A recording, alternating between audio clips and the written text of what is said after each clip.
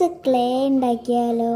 അപ്പോൾ പകുതി ബക്കറ്റോളം ഞാൻ നല്ല അടിമണ്ണ് എടുത്തിട്ടുണ്ട്. പിന്നെ നല്ല വെയിലായിരിക്കുമ്പോൾ ചെയ്യാൻ ഞാൻ പിന്നെ നല്ല വെയിലായതുകൊണ്ട് എപ്പം മഴ വരുമെന്ന് കാത്തിരിക്കുകയായിരുന്നു.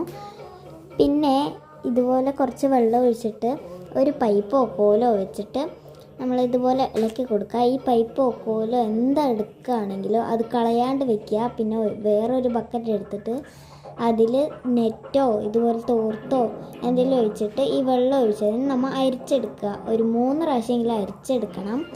ഇത് ഇപ്പോൾ ഒരു പ്രാവശ്യം അരിച്ചെടുത്താൽ മതി. പിന്നെ കുറേ നേരം വെക്കണം. ഞാൻ ആകെ അരമണിക്കൂറേ വെച്ചുള്ളൂ. ഞാൻ ഒരു ദിവസം പിന്നെ നാളെ നോക്കിയപ്പോൾ ഇങ്ങനെ ആയിട്ടുണ്ട്. പിന്നെ ഞാൻ 2 ലെയർ തുണിയൊക്കെ കെട്ടിയിട്ട് ഇതിൽ ഒരു സാധനം ഒരിക്കലും കൂടെ അരിച്ചിട്ട് ഞാൻ ഒഴിച്ച് വയ്ക്കുന്നുണ്ട്.